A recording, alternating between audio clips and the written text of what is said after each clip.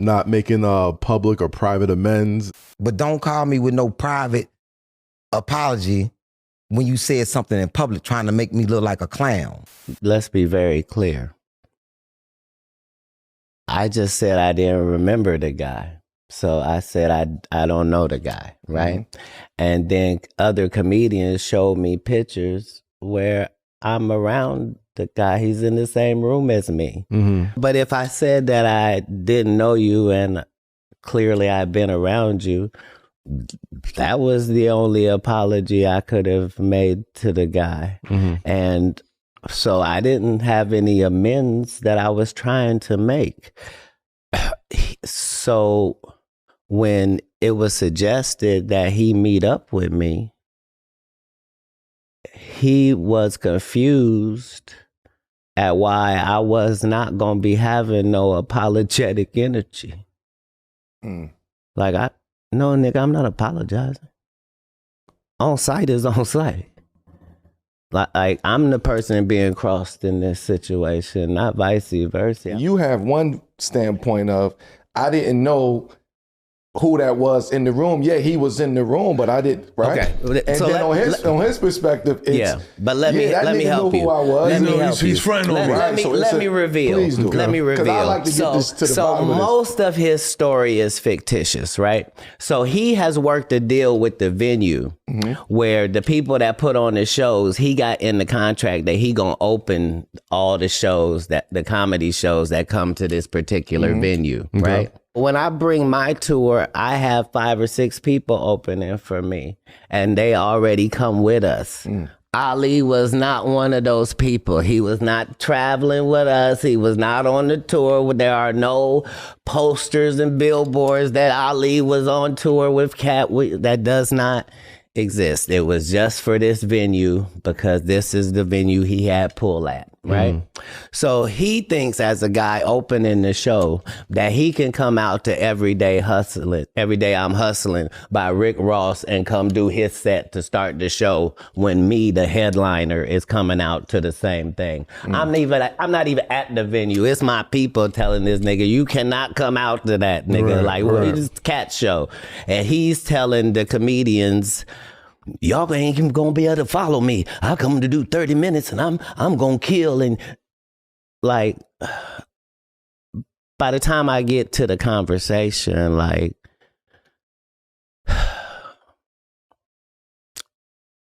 either Ali can perform or I can. You see how that's a no-brainer? Right. But because somebody did book him, maybe this is a money situation. So somebody get this man a check so that he didn't lose any money for coming out. I wouldn't want it to be that type of situation.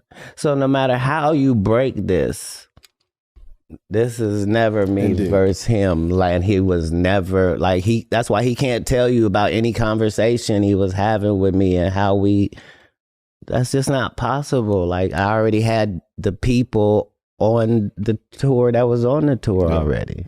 This is just a stop in Houston. You moving how you moving, and it's coming from 2 different directions. But he's aware of both of those directions. He's not unaware. Is it salvageable? He told you himself there's nothing to salvage. Copy. I'm saying it would be different if we had a relationship and it went awry. We never had a relationship.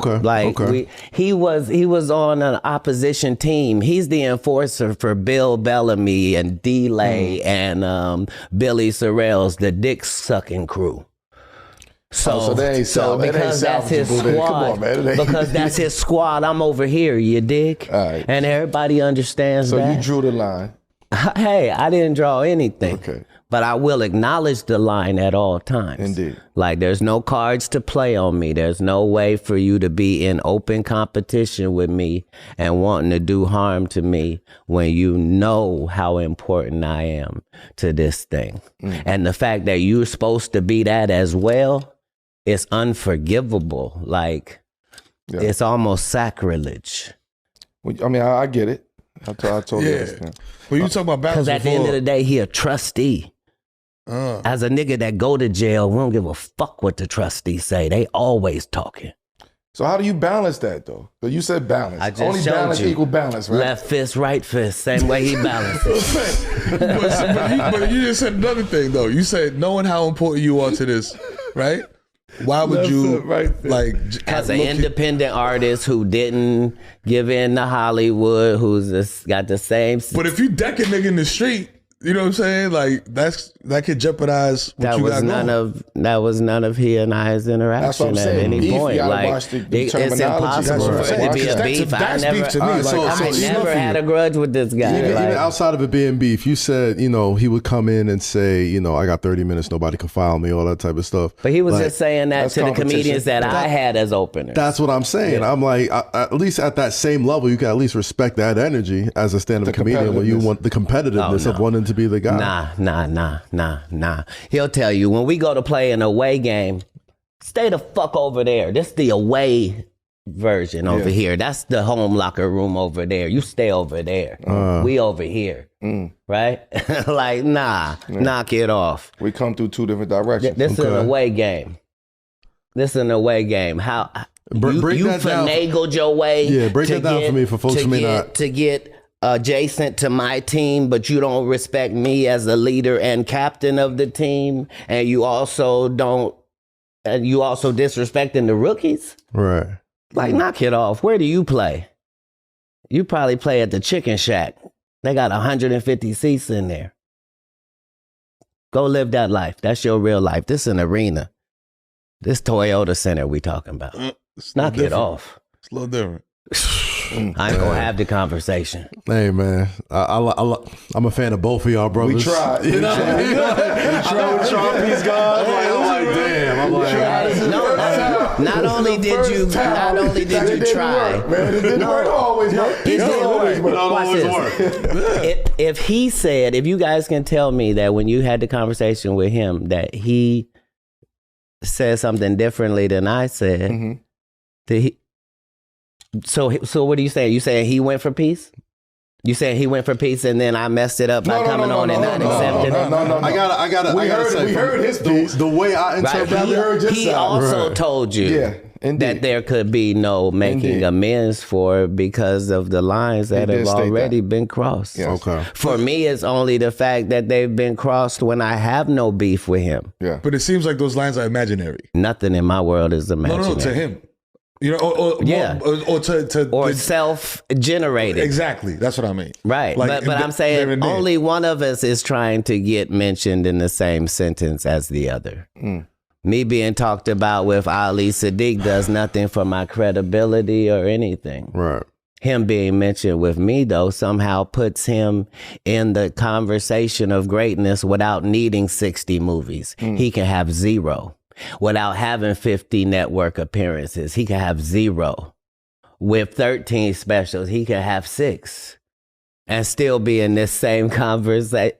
It's for us to not allow that. And we do that by ignoring every episode of everything that he's on. That's why the numbers be so low. And at the end of the day, you can't afford to be a comedian and be black and be short and be righteous and have me as a op, my nigga. It's counterproductive to your very existence. Not just because I'm him, but because you're not. And so how I'm saying, I mean, at least I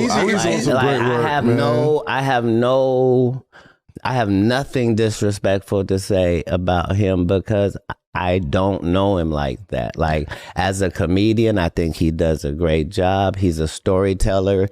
Generally, you got to be 80 years old to be a storyteller. Like, nobody does that even brand of comedy. Like, I don't see, that's why it can't, most of these can never be legitimate beefs because I'm not an insecure person. Like, I'm a quick to say I'm sorry type nigga. Like, I would never let a nigga fuck around and damage both of our energies. Are you kidding? Like, but by the same token, if you don't really like me because you can't be me, then my job is to make it better and better looking for you, boy. Cause you probably at the club and I'm probably at the arena at your hometown. I'm probably selling 21,000 tickets where you live. You probably at the club still. You probably is barking outside of your lane. So why I'm gonna let these Lil Rails and niggas in a whole different, these CBA niggas, why I'm gonna let them talk about what I got going on over here in the real league. It's weird. That's a fact, but do you, weird. Do you, like, to me, like, beef. I don't think it's a beef. And I'm just an outsider. You know what I mean? Like, there is not. It's all peace, like, beef is beef. You know what I'm saying? Yeah. And we gotta stop. That's why I said that to somebody on social media the other day. Stop using these type of words, man. The terminology. That's different. Beef is something. But I'm saying it's legitimate though. Very legitimate. Because look.